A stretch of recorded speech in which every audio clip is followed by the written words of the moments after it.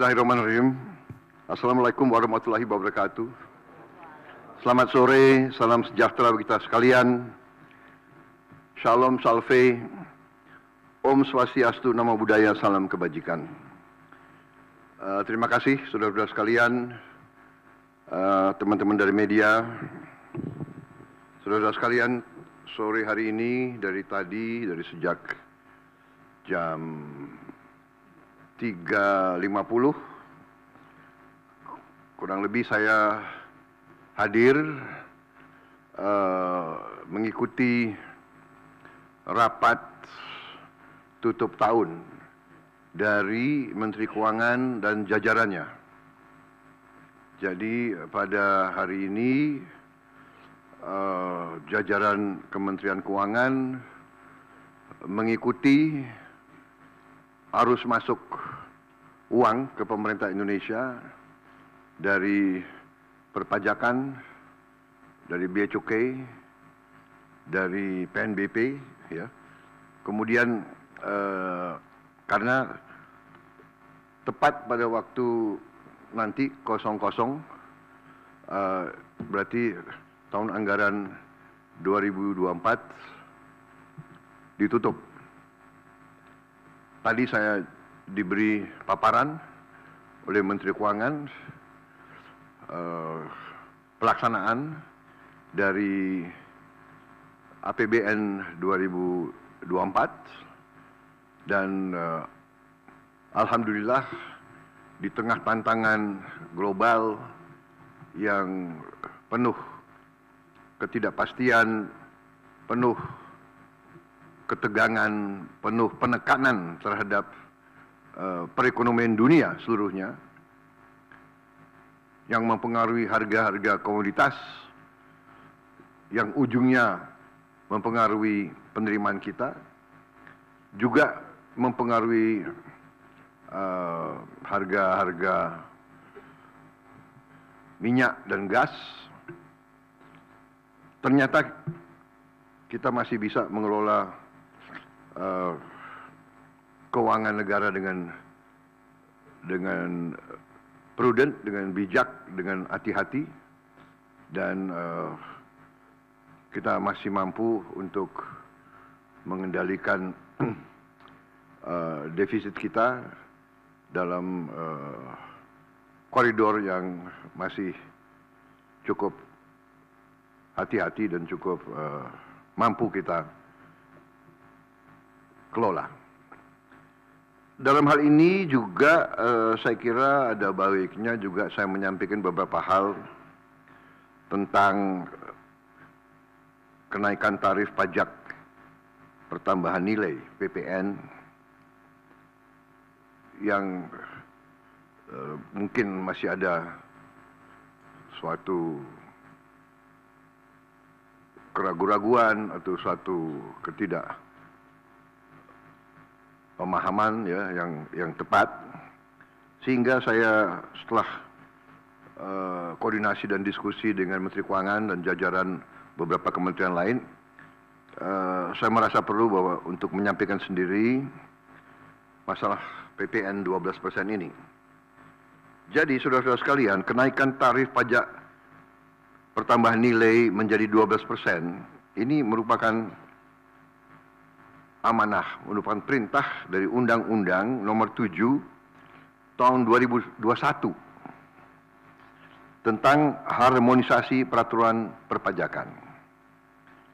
Jadi, sesuai kesepakatan pemerintah Republik Indonesia dengan DPR tahun 2021, kenaikan tarif dilakukan secara bertahap dari 10% menjadi 11% mulai 1 April 2022. Ini sudah dilaksanakan.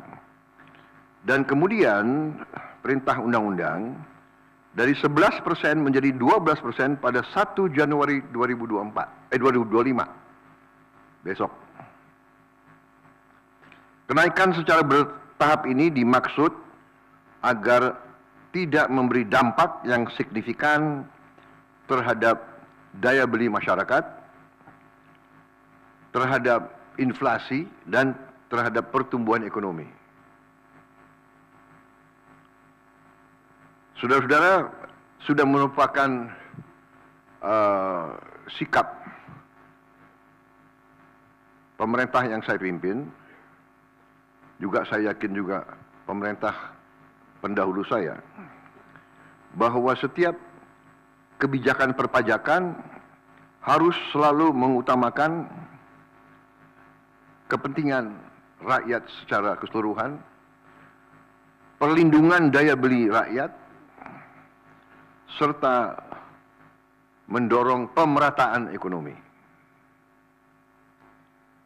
Komitmen kita adalah selalu berpihak kepada rakyat banyak, berpihak kepada kepentingan nasional, dan berjuang dan bekerja untuk kesejahteraan rakyat.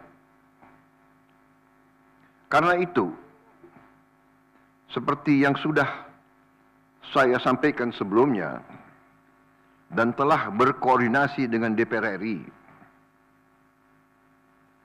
hari ini pemerintah memutuskan bahwa kenaikan tarif PPN dari 11% menjadi 12% hanya dikenakan terhadap barang dan jasa mewah.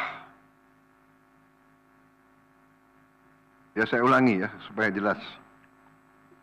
Kenaikan tarif PPN dari 11% menjadi 12% hanya dikenakan terhadap barang dan jasa mewah.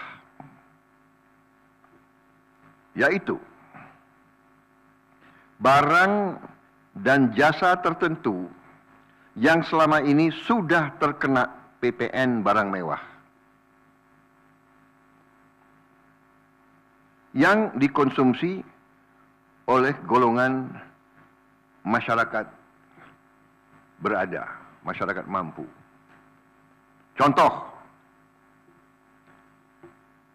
pesawat jet pribadi itu tergolong barang mewah yang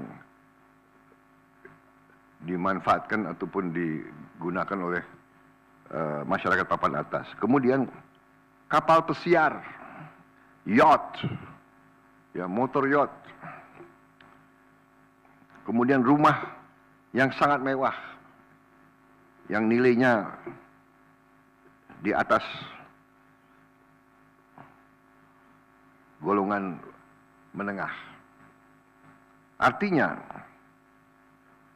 untuk barang dan jasa yang selain tergolong barang-barang mewah, ya, tidak ada kenaikan PPN, yakni tetap sebesar yang berlaku sekarang, yang sudah berlaku dari sejak tahun 2022. Ya. Untuk barang dan jasa yang merupakan kebutuhan pokok masyarakat, yang selama ini diberi fasilitas pembebasan atau dikenakan tarif PPN 0%, masih tetap berlaku. Ya, saya ulangi, barang dan jasa yang merupakan kebutuhan pokok masyarakat, yang selama ini diberi fasilitas pembebasan dari pajak, ya, yaitu PPN 0% masih tetap berlaku.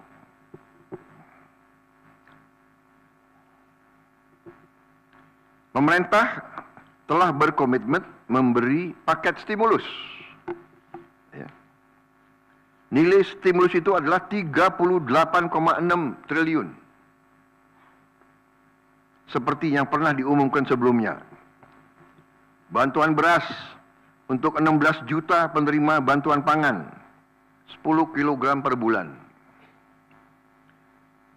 Diskon 50% untuk pelanggan listrik dengan daya maksimal 2.200 volt.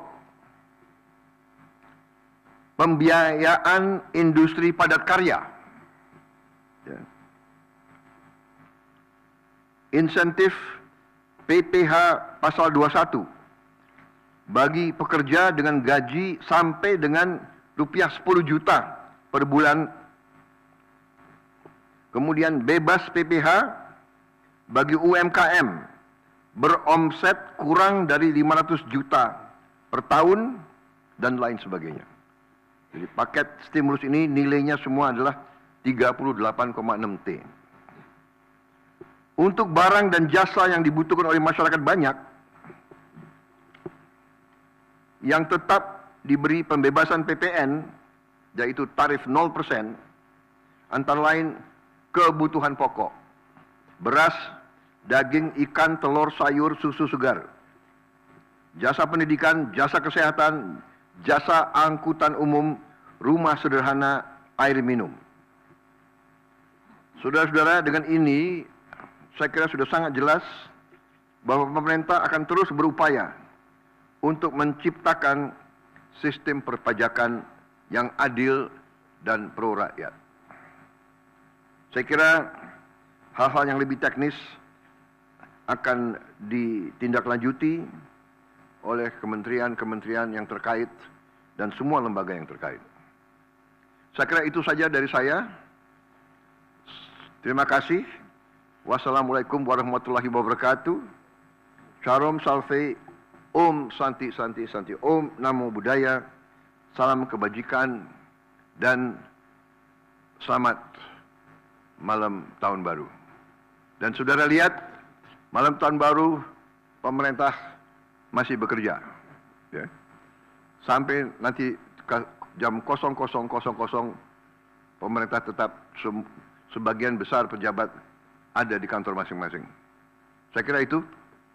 Sekali lagi, untuk seluruh saudara-saudaraku sebangsa dan setanah air, selamat menghadapi tahun baru. Kita hadapi tahun baru dengan gembira, optimis, percaya diri bahwa Indonesia akan bangkit. Terima kasih.